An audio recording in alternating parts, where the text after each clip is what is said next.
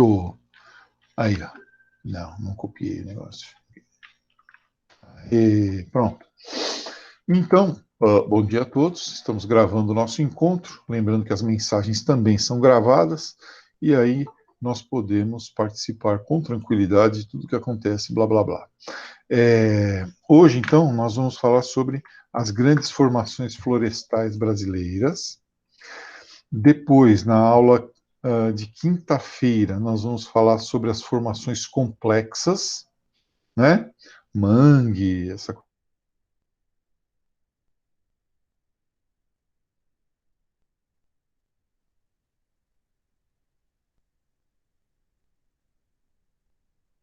Professor, Professor, travou. travou.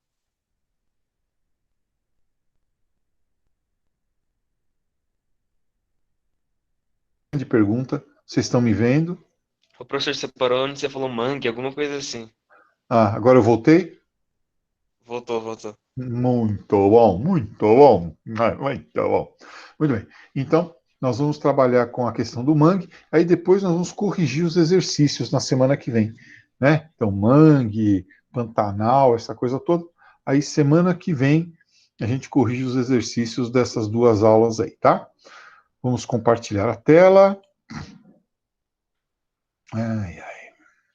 Para que possamos, então, avançar com o nosso encontro. Motivação total, porque em outubro as aulas presenciais vão voltar, hein? Outubro a gente volta com aulas presenciais. Eu É acho. verdade? Tá previsto, né? Eu quero ver quem vai voltar no Colégio São José, porque Eu o mais acho novinho que eu não. sou eu. É um bando de velho ali que, vou te falar, tem gente ali que está remissivo de câncer. Tem gente que. Caraca. É verdade. Eu, eu já sou infartado. O Nelson já teve isquemia. Eu não sei, a Nancy, Tamara, tudo acima de 60 anos. Só vai voltar o Reginaldo. Mas também tá tendo caso ainda, né, professor? Tá tendo caso. Só que parece que lá no Rio de Janeiro não tem, né? Tá tudo Na- lotado. Não, mas o Rio de Janeiro, lá o pessoal morre mais de bala perdida. Eles têm coisas mais graves para se preocupar, né? Caraca. E nós vamos ter que voltar com um número pequeno de alunos, né? Vai ser curiosíssimo, né? O jeito que nós vamos voltar em outubro. Seria melhor voltar só depois da vacina, né? Eu acho, assim, pessoalmente. Minha mãe falou que não vai deixar eu ir. Então, por Que a exemplo, escola é pequena, não vai dar pra fazer distanciamento também. exato, a aula de inglês da minha filha, por exemplo, a escola voltou, né? A LS voltou presencial, só que ela continua assistindo online, né? Não dá. Eu acho que tem que ter vacina. Depois que tiver vacina, mas se mandar voltar, nós volta, nem que seja para morrer lá. Bem, então acontece o seguinte: o link da chamada de novo, de novo, ó, tá aqui. Pronto, o link da chamada. Vamos lá.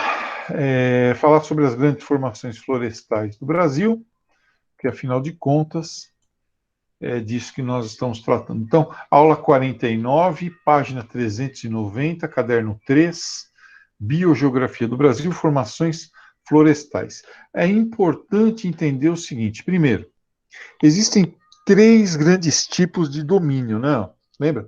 Os domínios florestais, os domínios herbáceos e os domínios arbustivos, tá? E existem áreas de transição em que elementos desses domínios se misturam. São as chamadas formações complexas, tá?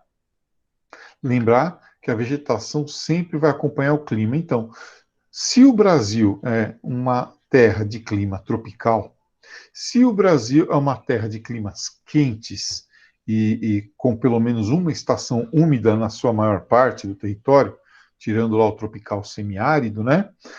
Nós vamos ter, então, uma vegetação mais exuberante, né? Até porque, como o Brasil está na faixa intertropical, tá? Nós não temos latitudes muito elevadas, né? Porto Alegre no Rio Grande do Sul é uma das maiores latitudes do Brasil, está 30 graus de latitude, né? Não é tanto assim. Né? O polo lá embaixo é 90 graus. Então nós vamos ter uma diversidade biogeográfica bastante significativa, né? Olha aqui, ó. Então, se nós observarmos aqui as nossas áreas, tá? De vegetação florestal e de vegetação complexa aqui embaixo, nós vamos ver essa diversidade. Observem só, aqui são só as formações florestais, ó. Nós vamos dividir em dois grandes tipos. Essa área mais clarinha aqui, ó, esse verdinho aqui, é a área de vegetação latifoliada. O que significa mesmo? Folhas grandes, né? Por quê? Porque a oferta de sol e de umidade é maior. Oferta de sol e de umidade é maior. Então, para aproveitar mais a radiação solar e fazer fotossíntese e também conseguir se livrar do excesso de umidade, as plantas têm folhas grandes. Por outro lado, e também para fazer a regulação térmica da planta. As áreas de vegetação aciculifoliadas, ó, folhas com formato de agulha, acicos, são os pinheiros, né?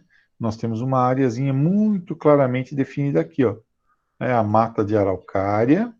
E tem um domínio que nem aparece, não sei porquê, né? Na apostila de vocês, que é a nossa floresta subtropical de altitude. Aqui, ó, que é ali na fronteira entre Santa Catarina e Rio Grande do Sul, né? Onde vai predominar um pouquinho de orofilia, a vegetação adaptada à altitude. Mas, enfim, né, nós temos esses dois tipos. Por que a vegetação é aciculifoliada, né? Esse formatinho de agulha? Para não desperdiçar calor.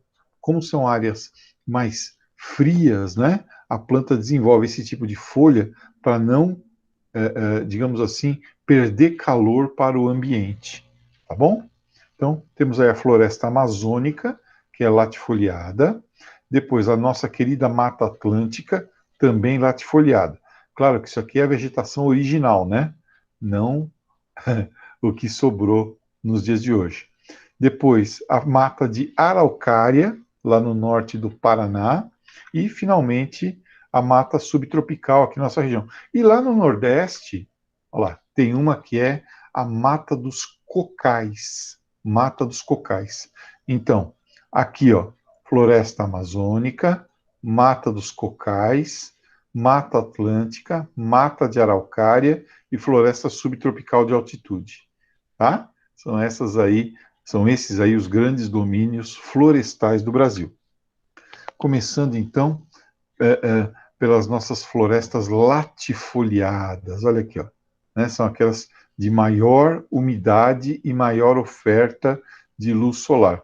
E as aciculifoliadas, aquelas de áreas mais frias e áreas em que nós não temos a ocorrência de chuvas, né? Como, por exemplo, o Nordeste brasileiro, ali na zona da Caatinga, né?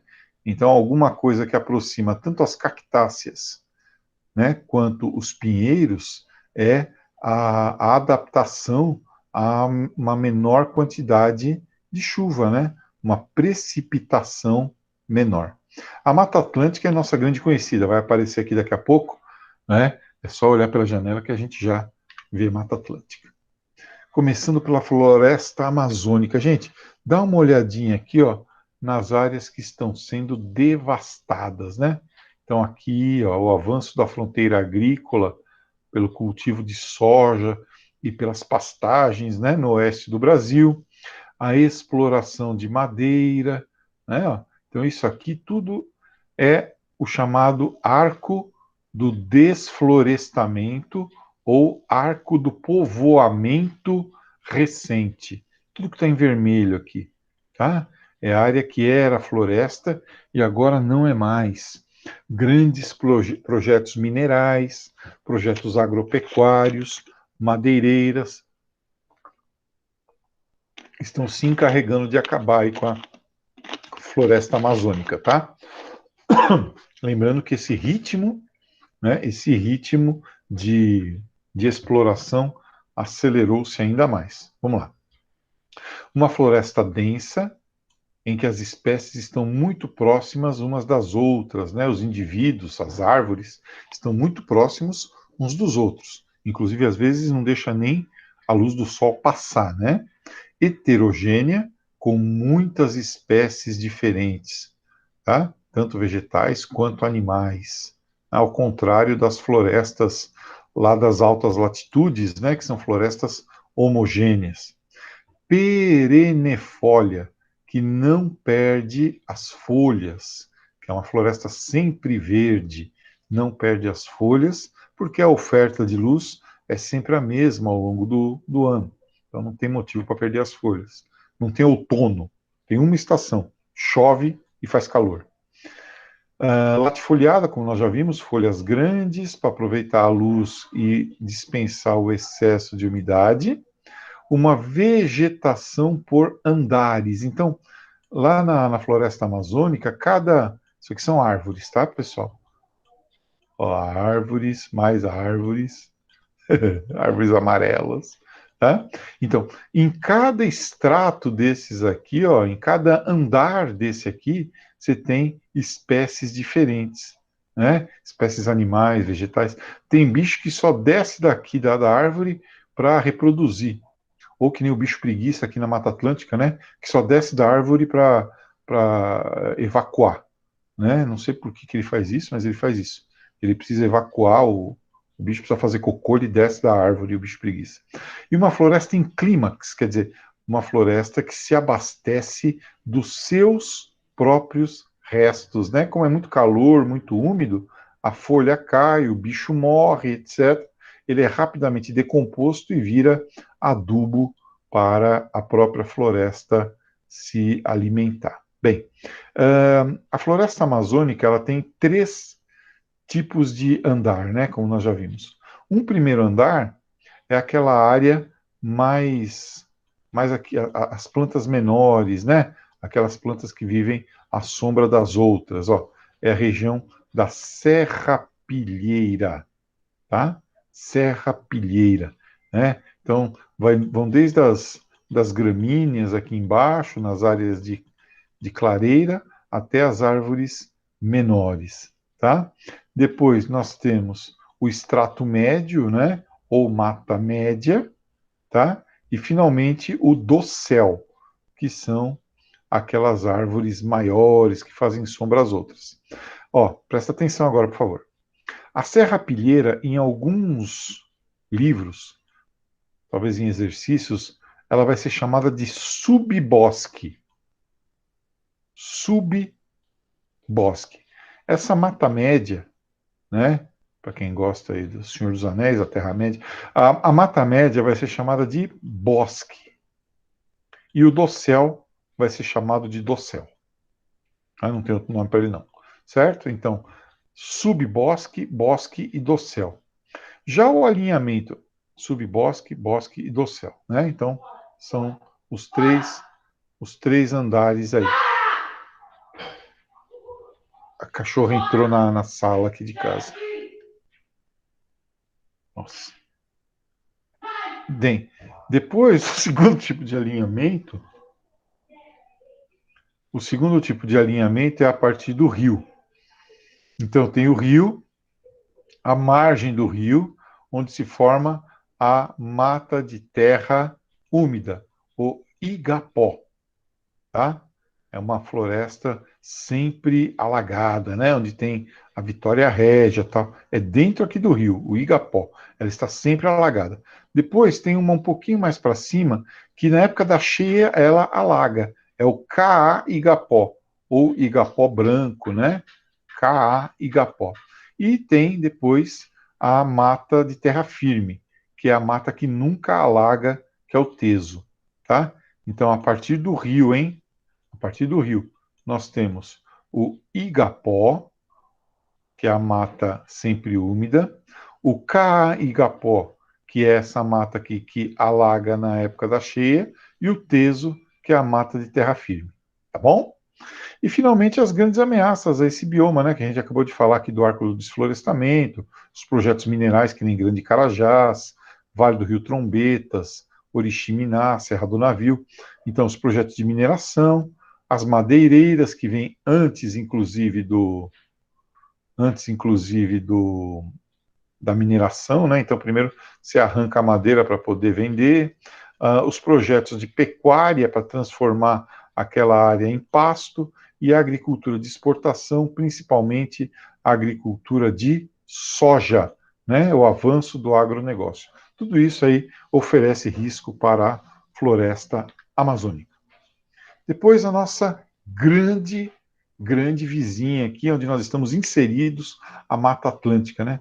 O ecossistema que mais sofreu até hoje, coitado, foi o primeiro a entrar em contato com o colonizador, o Nordeste e o Sudeste, né? Plantio de cana, plantio de café, pecuária, cidades, industrialização, tudo isso foi contribuindo para acabar com a Mata Atlântica, tá? Sobrou pouquíssimo, né?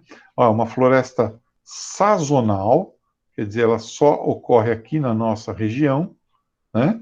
Ela precisa de condições muito específicas e ela tem muito endemismo, quer dizer, tem, embora a gente fale assim, o bioma da Mata Atlântica, tem partes da Mata Atlântica que tem um certo tipo de vegetação, um certo tipo de espécies animais, tem outra parte da Mata Atlântica que tem outras espécies animais e vegetais.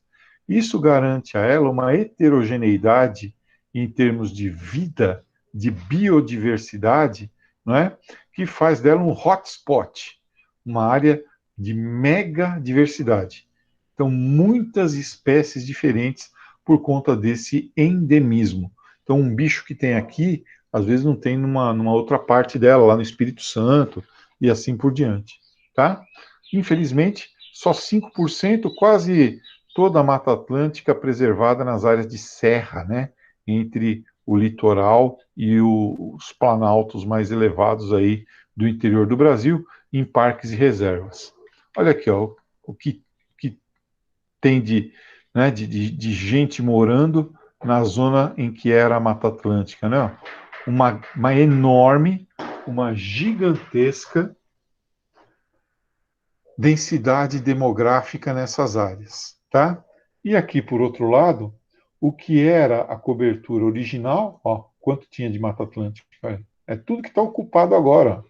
E aqui o que sobrou, praticamente só Ribeirão Pires e, e algumas outras áreas de serra aí, né? Nordeste não sobrou quase nada, né? Nordeste não sobrou quase nada.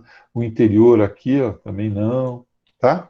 Então, um ecossistema que sofreu muito com o avanço da colonização. Lembrando, claro, né, a colonização aqui no Brasil, ela se dá a partir do Oceano Atlântico, né? Quando os portugueses chegaram. Nós estamos estudando isso em história. Esse outro cara aqui, ó, é a Mata dos Cocais, olha. Então ela pega uma boa parte do Maranhão, né? Uma partezinha do Piauí, mas é principalmente Maranhão, tá? Principalmente o Maranhão.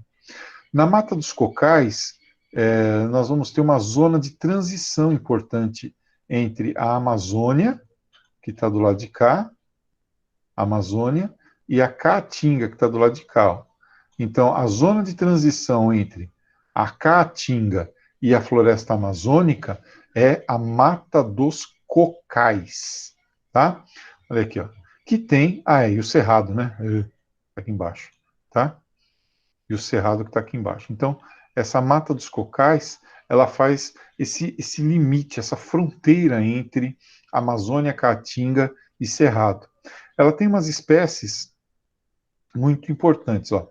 Tem essa daqui, o babaçu, que é chamada de árvore da vida, porque dela tudo se aproveita, né? A raiz para fazer remédio, o tronco para construção, a palha para fazer cestos e cobertura de casas, tá? O coquilho da carnaúba, o coco da carnaúba, é aproveitado para fazer sabonete, sabão de coco, né? Você extrai o óleo e fabrica esses produtos aí ligados à higiene, limpeza, né? Já a carnaúba, que está mais, vamos dizer assim, para o cerrado brasileiro, mais aqui para baixo, a carnaúba, ela tem uma cera em cima da folha, aproveitiamento, aqui digitei errado. Ela tem uma cera, a carnaúba, na folha para proteger do calor, né, para não uma espécie, para não queimar a folha, né? Ela tem uma cera, e essa cera da carnaúba é aproveitada, né? Aproveitada para tarefas domésticas, lustrar móveis, lavar carro, proteger pintura de carro, tá? A mata dos cocais, então, é um ecótono. Olha, não tem em nenhum outro lugar do mundo esse mesmo tipo de espécie que nasce aí na Mata dos Cocais. Tá? Tem uma outra aí, um outro coqueiro, né, que nasce aí, que é o buriti. Buriti também é dessa região. Então, Babaçu, Carnaúba e Buriti, Maranhão e Piauí. Só lembrar disso, já tá bom. Depois, no sul do Brasil, aqui em Ribeirão tem também, né? Nós temos aqui um pouquinho de araucária, né? Alguns remanescentes de araucária augustifolia aqui no Brasil. Bem, a araucária é uma planta do tempo em que havia aqui um clima mais frio. Aí o clima esquentou, no sul do Brasil, né? O clima esquentou, a vegetação de pinheiros foi praticamente eliminada, mas a araucária sobreviveu, ela se adaptou. Inclusive, ela é a árvore símbolo do Paraná, né? Tá? Por isso que ela é chamada também de pinheiro do Paraná, tá? Pinheiro do Paraná, né? E o ecossistema dela é a Mata dos Pinhais. Ela quase foi extinta. O aproveitamento dela, como é uma madeira mole, né? Ela quase foi extinta. O aproveitamento dela, para quê? Fabricação de móveis, casas pré-fabricadas, dormente de trilho, né? De trem, de ferrovia, tá? Aí, quando ela estava, palito de fósforo, quando ela estava quase sendo extinta, né, colocaram ela como árvore protegida. Nós conhecemos muito a semente da araucária, que é o pinhão. Pinhão, né? A gente come nas festas juninas, né? Pinhão. Tem até uma cidade ali no rodapé de Campos do Jordão, chamada Santo Antônio do Pinhal, que é muito legal, né? Lá eles têm a festa do pinhão. Então tem purê de pinhão, doce de pinhão, peixe com pinhão, pinhão com pinhão, né? Então, pinhão, o pinhão que a gente come, nada mais é do que a semente da araucária, né? Que é o tal do pinheiro do Paraná. Ó, a araucária augustifolia, eu acho que eu coloquei uma imagem aqui para vocês verem, aí vocês vão lembrar, aqui em Ribeirão tem bastante, quer ver?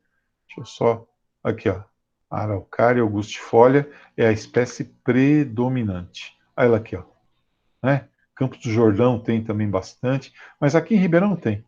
Não precisa ir lá. Indo daqui para o Pilar, tem uma casa ali que tem, inclusive. Né? Então é o Pinheiro do Paraná, tá? Que domina principalmente essa área aqui, né? Do norte, do centro do Paraná. Tá? Ó, área de ocorrência natural do Pinheiro do Paraná. E em volta dele, Mata Atlântica. Olha aqui um pouquinho de Pinheiro do Paraná, ó. Tá vendo? Aqui é lá na Serra da Mantiqueira, entre Campos do Jordão, né, sul de Minas, aquele pedaço lá. E algumas manchinhas dele aí, tá bom? Muito bem. Aí nós temos os exercícios, né? Os exercícios nós vamos deixar para, como eu disse, a aula da semana que vem a gente fazer a correção comentada. Então, aqueles alunos que quiserem já podem ir fazendo os exercícios, né? Mandando para mim, mas mandem, vocês. Olha, vocês estão mandando pouca lição para mim, viu, pessoal? Tem que mandar mais lição aí. Daqui a pouco é hora de fechar o bimestre, né? Então, quem quiser já vai fazendo os exercícios, quem puder já vai fazendo, aí e mandando para mim. Na semana que vem, a gente corrige esses exercícios junto com os exercícios da aula número 50. Tá bom? Deixa eu fechar aqui. Eu nem sei o que eu estou salvando. Não, não vamos corrigir hoje, não. Tá? Vamos corrigir em outro momento. Tá? Esse capítulo, essa aula é a aula 49. Esse capítulo, esse assunto, né? Está na aula 49. Mas, na apostila, porque não tem duas aulas hoje, só tem uma aula. Gente, assim vocês me Vocês me confundem. Peraí, eu sou velho, eu sou idoso. Olha aqui, ó. Hoje é terça-feira. Hoje não tem aula de história. Hoje tem essa aula aqui. E depois eu tenho aula com o segundo ano. A aula de história é amanhã às 9h50. Amanhã nós temos aula de história 9h50.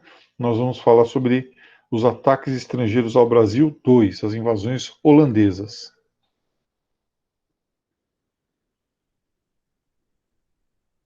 Não, gente, não tem aula de história, gente. Nunca teve aula de história na terça-feira. Terça-feira é só uma de geografia. Não Ô, tem. professor, mas hoje tem 2 aulas mesmo. Como que tem 2 aulas? Porque depois a gente só vai ter mais outras 2 aulas. Não, mas eu não posso dar aula a mais. Desculpa. Só tem uma aula, ó. Uma aula. No meu horário lá, tá uma aula só. Toda terça é uma É que aula só. seguindo o horário, o certo seria tipo acabar 10h30. Não, tudo bem, mas é que tem as lições, né? Ó, deixa eu falar uma coisa aqui. Calma, se acalme. Tem o horário da explicação e tem o horário agora do resumo mais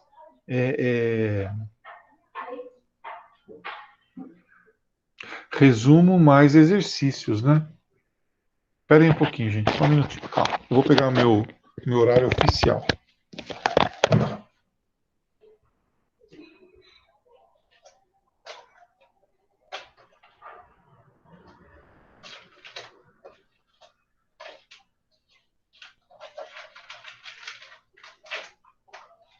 Vou tirar aqui os...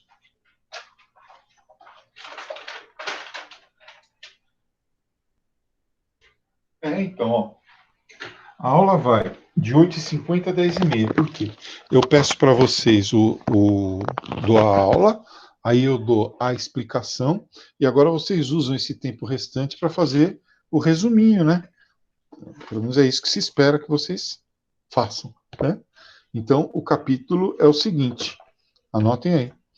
Página 41 do livro texto, até o fim das formações florestais, que é na página...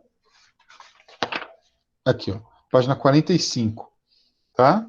Quando começar formações complexas, aí é só parar, entendeu?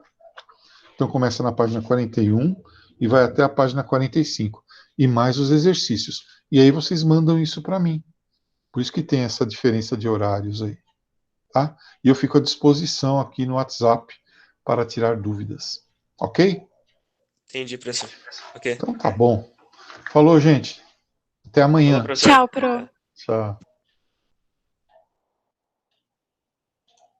Namastê.